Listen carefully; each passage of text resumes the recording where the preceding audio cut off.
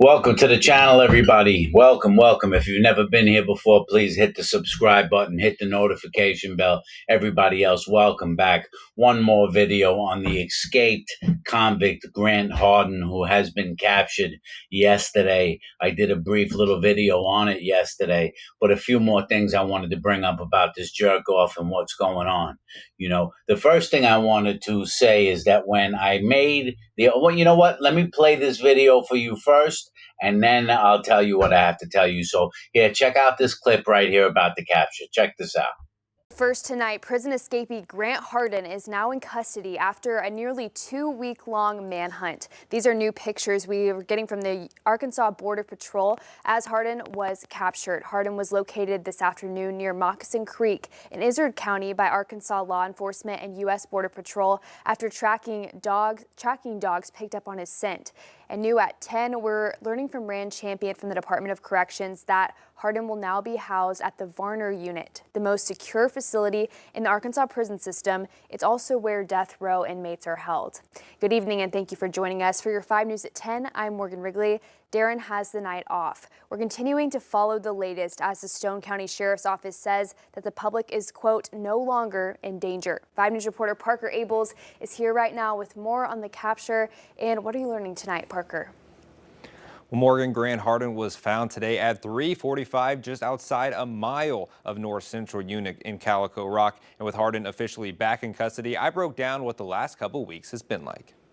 On May 25th, the Devil and the Ozarks escaped from North Central Unit Prison in the middle of the day by using a makeshift police uniform and walking out the front gate. That according to the Arkansas Department of Corrections. And from there, the search began. For nearly 2 intense weeks, a massive manhunt unfolded with local, state, and federal agencies, including the U.S. Marshals and Border Patrol, mobilized to bring him in. Tips and possible sightings poured in from multiple counties, even spilling across state lines, adding to the urgency of the case. Since busting out of prison, Hardin racked up new charges: escape from Izard County and unlawful flight to avoid prosecution in the Eastern District of Arkansas. A combined $25,000 reward from the FBI and U.S. Marshals was on the table for any information that led to his capture. But now that he's in custody, it remains a mystery who, if anyone, will claim it. The ADC said Hardin was finally tracked down near Moccasin Creek in Izard County thanks to the sharp noses of tracking dogs and the relentless efforts of the Arkansas law enforcement and U.S. Border Patrol. After his capture, Governor Sarah Huckabee Sanders said Arkansans can breathe a sigh of relief. The Izard County Sheriff's Department said Grant Hardin was found around 1.5 miles north of the prison he escaped from, and his identity has since been confirmed via fingerprinting. We sincerely appreciate the continued support of the community for all law enforcement and Department of Corrections personnel involved in this operation, said Izard County Sheriff's Office.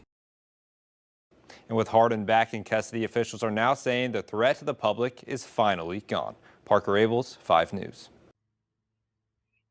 All right, so as you see, the man is going down now, right? But this is the point that I wanted to make.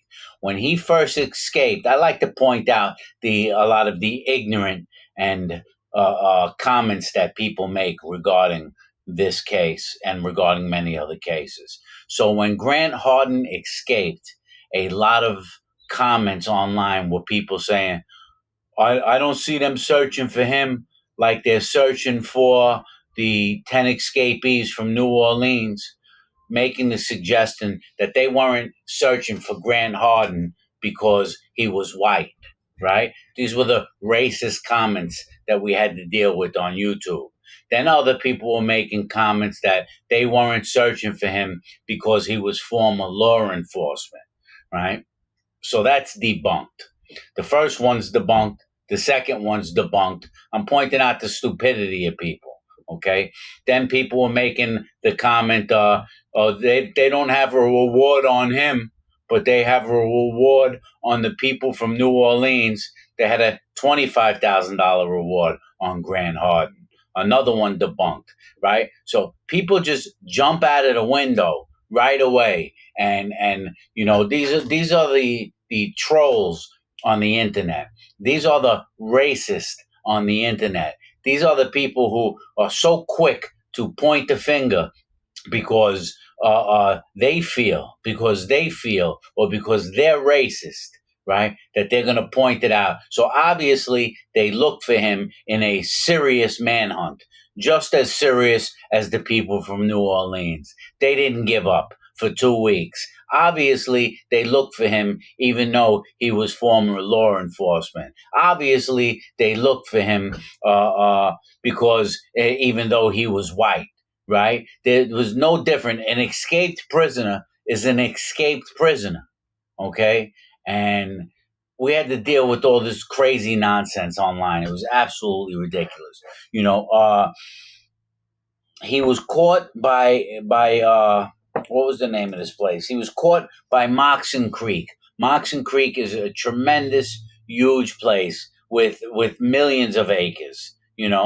So that's a quick image of Moxon Creek right there. He's getting sent to the Varna Supermax facility. The Varna Supermax facility in Arkansas holds 1,600 prisoners.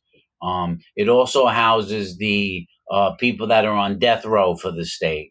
They have death row by lethal injection in Arkansas.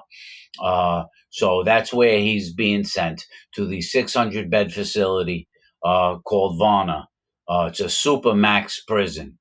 I don't think he'll be getting out of there. I really don't think he'll be getting out of there. It was opened in 1987, the facility. Um, it's really hard. It's really hard to stay out on the run. 80% of people that escape are apprehended, and over 80% of them are apprehended within the first week.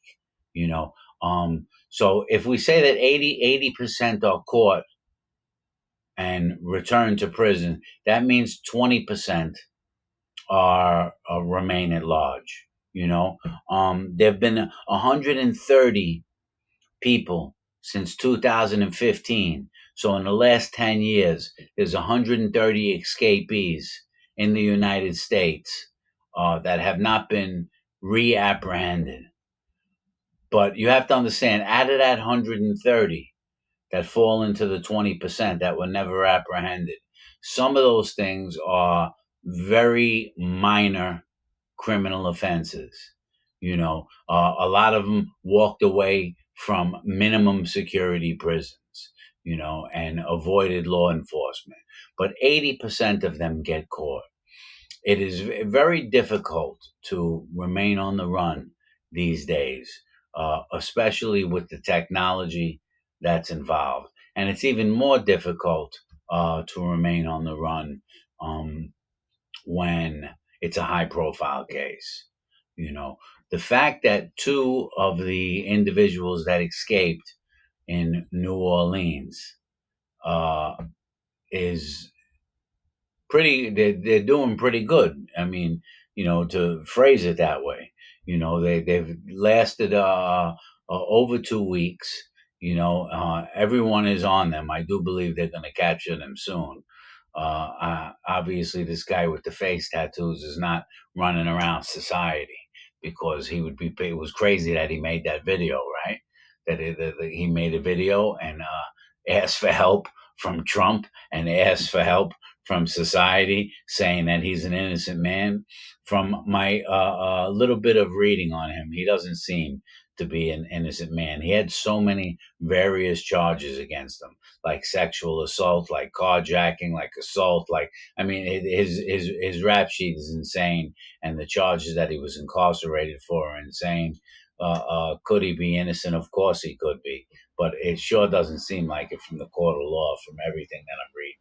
But I'm just I guess what inspired me to make this little bit of video is the incompetence of some people that were suggesting that they weren't looking for this guy, Grant Hardin, because he was white, or they weren't looking for him because he was former law enforcement. How ridiculous could they get? They had hundreds of people looking for him. You idiots. Unbelievable. I'll see you guys later, all right? Have a good one.